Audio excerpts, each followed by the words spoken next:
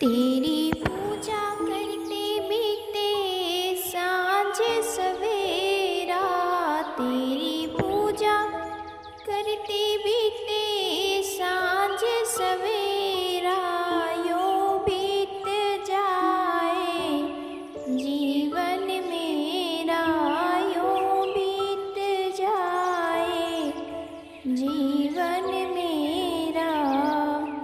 भक्तजनों, हर हर महादेव। श्री शिव महापुराण भाषा तृतीय शतरुद्र संहिता का अगला अध्याय 37वां अध्याय। पांडवों को शिव पूजन के लिए व्यास जी का उपदेश की कथा हम आगे सुनेंगे। नंदीश्वर बोले, अब शिव जी के उस किरातन नामक अवतार को सुनो, जिन्होंने शूकर को मारकर अर्जुन को वर दिया। जब श्रेष्ठ पांडवों को दुर्योधन ने जुए में हरा दिया तो वे अपनी शांति द्रौपदी को साथ ले दैत्यवन में जाकर सूर्य से प्राप्त स्थली पर अपना जीवन सुखपूर्वक व्यतीत करने लगे। तब दुर्योधन ने पांडवों को कष्ट देने के अभिप्राय से ऋषि पुंगव दुर्वासा को उनके स्थान पर भेज एक और ही कपट करवा दिया, जिसमें हजारों विद्यार्थियों को साथ ले दुर्वासा ने जाकर इच्छा अनुसार भोजन मांगा। पांडवों ने स्वीकार कर उन तपस्वियों को स्नान के लिए भेजा। पश्चात अन्न के अभाव में दुखी पांडव प्राण विसर्जन करने लगे। तब द्रौपदी ने जो श्री कृष्ण का स्मरण किया तो श्री कृष्ण तत्क्षण वहाँ उपस्थित हो गए और स्वयं शाक को खाकर उन सबको तृप्त कर दिया। दुर्वासा अपने शिष्यों को तृप्त हुआ जान चले गए। श्री कृष्ण की कृपा से पांडवों का ये संकट टल गया। श्री कृष्ण जी पांडवों को शिव आराधना बता द्वारिका चले गए। पश्चात पांडवों ने दुर्योधन के गुणों की परीक्षा करने के लिए उनके पास एक भील को भेजा। वो दुर्योधन के पास जाकर उसके गुणोदय को जान पांडवों के पास आया। उसने दुर्योधन का गुण सुन पांडव बड़े दुखी हुए। युद्ध का विचार किया, परंतु उपयुक्त समय न जानकर मौन रहे। पश्चात जटाजूट विभूषित रुद्रधारी भस्म लगाए व्यास जी नमः शिवाय पंचाक्षरी मंत्र जपते उनके समक्ष आए। पांडवों ने देखा तो व्यास जी शिव के प्रेम में मग्न तेज पुंज साक्षात दूसरे धर्म के समान ही शरीर धारण किए थे। ऐसे व्यास जी को देखकर पांडवों ने खड़े होकर उनकी अभ्यर्थना की और कुशासन पर बैठा विधि प्रकार से उनका पूजन किया। स्तुति कर अपने को धन्य करते हुए बड़ा हर्ष प्रकट किया तथा पांडवों ने व्यास जी से निवेदन कर उनसे ऐसे उपदेश की याचना की जिसमें उनका कष्ट शीघ्र ही दूर हो जाए। उन महामुनि व्यास जी ने प्रसन्न होकर कहा, हे पांडवों, तुम कष्ट के योग नहीं हो, क्योंकि तुमने सत्य का लोप नहीं किया। अतः तुम धन्य और कृतकृत्य हो। सत्पुरुषों का ये स्वभाव ही है कि वो प्राणों के चले जाने पर भी सद्धर्म को नहीं त्यागते। हमारे लिए तो तुम और कौरव दोनों ही समान हो, तो भी बुद्धिमानों का धर्मात्माओं में पक्षपात होता ही है। पहले तो इसे अंधे धृतराष्ट्र ने ही लोभवश स्वयं धर्म का परित्याग किया और तुम्हारा राज्य अपहरण कर लिया। यद्यपि उनके लिए तुम और कौरव दोनों पुत्र ही थे और पिता के मरने पर महात्माओं को पुत्रों पर दया ही करनी चाहिए। तथापि उसने अपने पुत्र दुर्योधन को अनर्थ से मना नहीं किया। यद्यपि वो ऐसा करता तो अनर्थ कदापि नहीं होता। इसके आगे जो हुआ वो तो हुआ ही है और वो अन्यथा ही नहीं हो सकता। किंतु वो दुष्ट है और तुम सत्यवादी हो, अतएव उनका तो कल्याण ही होगा, क्योंकि जो बीज बोए जाते हैं उसी के अंकुर निकलते हैं। इसी कारण तुम लोग दुख न करो, इसमें संदेह नहीं कि तुम्हारा कल्याण होगा। इस प्रकार जब व्यास जी ने युधिष्ठिर आदि पांडवों को प्रसन्न किया तो पांडवों ने कहा, हे नाथ, ये तो आपने सत्य ही कहा है क्योंकि वे दुरात्मा तो हमको यहाँ वन में भी निरंतर कष्ट पहुँचाया करते हैं। फिर भी हे प्रभु, मेरे अशुभ को नष्ट करो और शुभ दान दो। पहले श्री कृष्ण ने भी यही कहा था कि तुम लोगों को शंकर जी की आराधना करनी चाहिए, जिसमें हमने प्रमाद किया। अतएव अब आप हमें उस मार्ग का उपदेश दीजिए। पांडवों के इन वचनों को सुनकर व्यास जी बहुत प्रसन्न हुए और उन्होंने शिव जी के चरण कमलों का स्मरण कर, हे धर्म बुद्धि पांडवों, श्री कृष्ण का कहना सत्य था। मैं स्वयं भी शिव जी का आराधक हूँ। तुम लोग बड़े प्रेम से शिव जी की सेवा करो, इससे तुमको अतुल सुख की प्राप्ति होगी। शिव जी की सेवा न करने से ही सारे दुख प्राप्त होते हैं। पश्चात उन पांचों पांडवों ने अर्जुन को योग जान व्यास जी ने शिव जी की आराधना के लिए उसे इंद्र संबंधिनी विद्या का उपदेश कर पार्थिव पूजन का विधान बतलाया।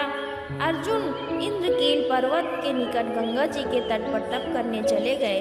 पश्चात व्यास जी सब पांडवों में युधिष्ठिर से बोले, हे युधिष्ठिर, तुम सर्वदा धर्म में ही स्थित रहना, इससे निसंदेह तुम्हें सर्वश्रेष्ठ सिद्धि प्राप्त होगी।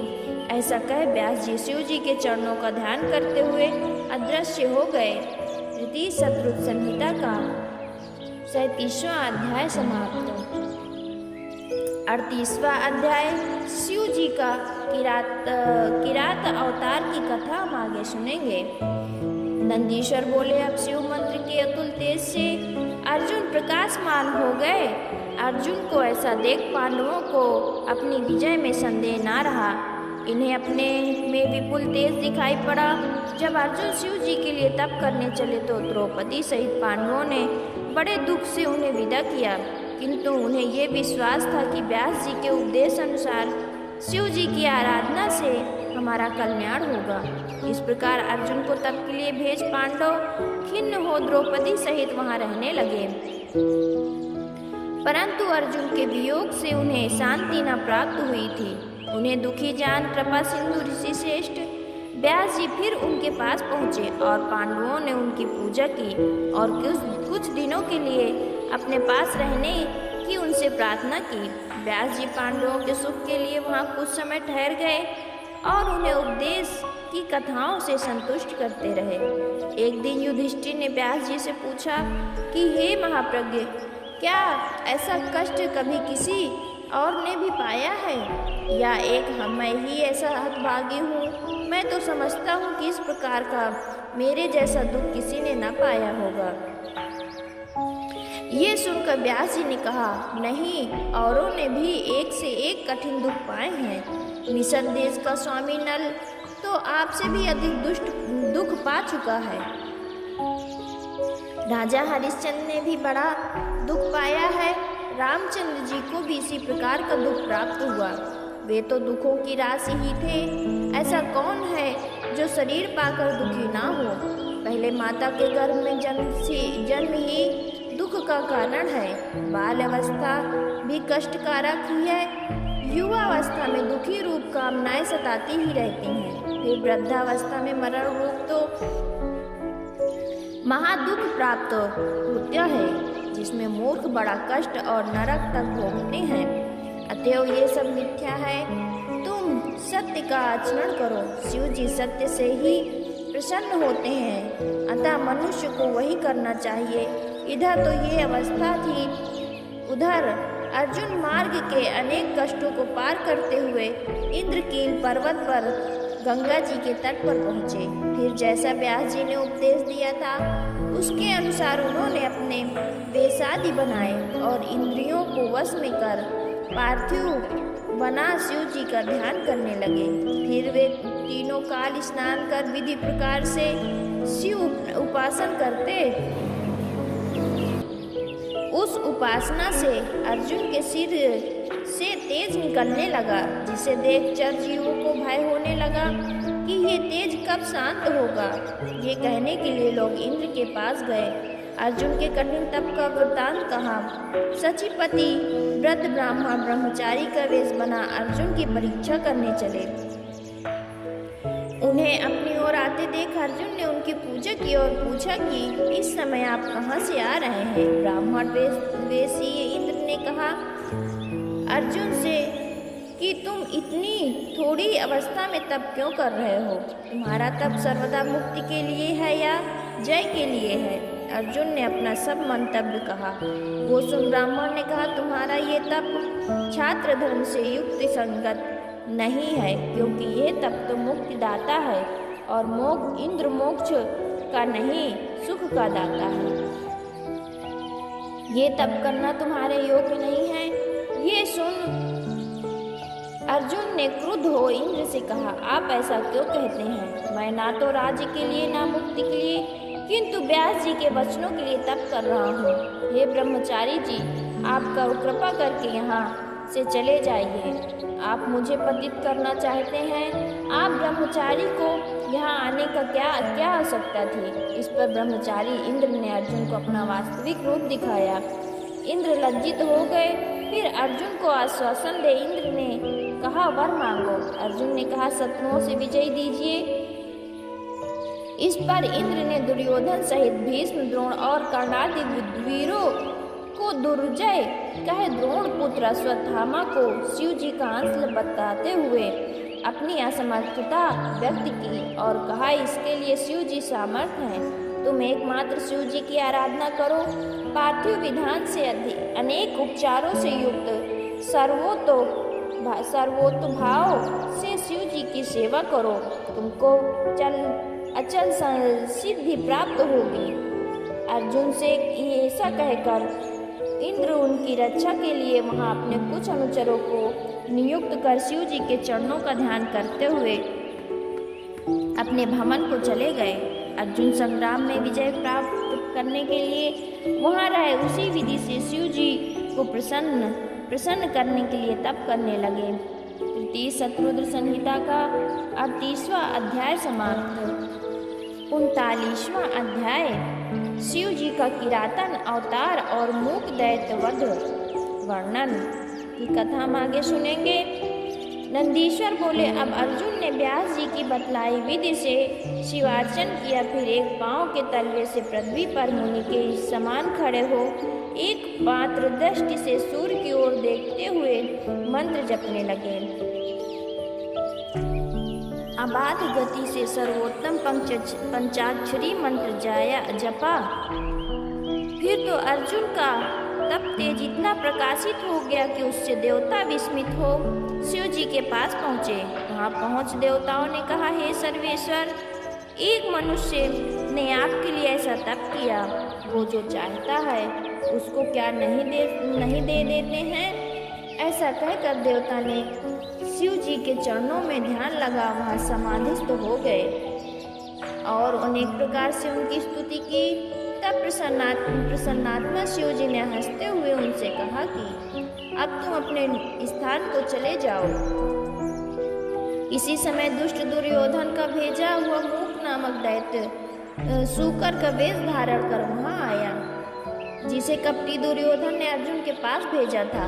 अब अपने वेग से पर्वतों को तोड़ता, अनेक वृक्षों को उखाड़ता हुआ तथा अनेक प्रकार के शब्द बोलता हुआ बड़े वेग से चला। उसे देख शिव जी के चरणों में मन लगाए अर्जुन विचार करने लगे कि ये क्रूर कर्म को करने वाला कौन है और कहाँ से आता है। कहीं ये दुर्योधन का हितकारी सखा तो नहीं है, जिसे देखने पर मन व्याकुल हो वही शत्रु हो। आचरण ही व्याकुल को कहता है, शरीर भोजन को कहता है, वचन शास्त्र कहता है तथा नेत्र स्नेह को कहते हैं। इस प्रकार के और भी मन ही मन कई विचार निश्चय कर अर्जुन ने वहीं पर बैठे बैठे उस पर बाण चला दिया। इसी समय अर्जुन की रक्षा और उनकी भक्ति की परीक्षा करने के लिए भक्तवत्सल शिव जी अपने गणों सहित वहां पहुँचे। वो कच्छ बांधे हुए थे तथा शिव जी का ध्वजा वाली उनके शरीर से श्वेत रेखा पड़ी हुई थी और वे स्वयं धनुष बाण धारण किए पीठ पर बाणों के तरकस बांधे गणों सहित भील के राजा बने हुए थे। ऐसा स्वरूप में वे भीलों सा शब्द करते हुए चले और सूकर भी शब्द कर रहा था, जिसका शब्द दिशाओं में फैल गया। उन शब्दों से अर्जुन शिव जी की महानता पर विचार करने लगे। उन्होंने श्री कृष्ण जी का और पुनः व्यास जी का उपदेश स्मरण कर शिव जी को शुभ कर मंगलकारी और सुखदायक समझा। उन्होंने मन ही मन शिव जी का नाम जपते हुए कहा, शिव जी तो सभी प्रकार के दुखों के शमन करता है। वे समर्थ जो कुछ करना चाहेंगे उसे कौन मिटा सकता है। लक्ष्मी चली जाए अथवा रहे, मृत्यु निकट आ जाए अथवा युगांतर में हो, मनुष्य निंदा करे अथवा स्तुति, किंतु शंकर जी तो दुखों का नाश करते ही हैं। हमारे जैसे पुण्य और पाप होते हैं, शिव जी वैसा ही सुख और दुख देते हैं, परंतु वे इतने दयालु हैं कि भक्तों को सुख ही देते हैं, इसमें कुछ भी संदेह नहीं। जैसे शुद्ध किया हुआ स्वर्ण शुद्धि को प्राप्त होता है, वैसे ही शिव जी परीक्षा से भक्त को शुद्ध करते हैं।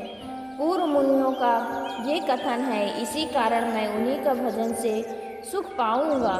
ऐसा विचार कर जब अर्जुन ने अपने धनुष पर फिर बाण चढ़ाया तो उसी समय उस सूकर का पीछा करते हुए शिव जी भी वहां पहुँचे और उन दोनों के बीच में वो सूकर अद्भुत पर्वताकार दिखाई पड़ा। अर्जुन और शिव जी ने साथ ही उस पर बाण छोड़ा। शिव जी का बाण सूकर की पूंछ और अर्जुन का बाण उसके मुख पर लगा। उसके लगने से सूकर मूर्छित होकर पृथ्वी पर गिर पड़ा। बाण उसके मुख से पार कर पृथ्वी में समा गया और सूकर मर गया। देवताओं ने हर्ष ध्वनि की और पुष्प बरसाए। शिव जी संतुष्ट हुए। अर्जुन को भी सुख प्राप्त हुआ। मरते समय वो दैत्य ने अपनी भी अद्भुत रूप दिखाया, जिसे देखकर अर्जुन ने कहा, अहो, ये तो सूकर रूप धारण कर मुझे मारने ही आया था। ये तो कहो कि शिव जी ने मेरी रक्षा की। फिर शिवा शिव जपते हुए अर्जुन ने वहाँ पर स्थित हो शिव जी की बड़ी स्तुति की और बारंबार प्रणाम किया। तृतीय शत्रुद्र संहिता का 29वां अध्याय समाप्त। भक्तजनों, हर हर महादेव, हर हर महादेव।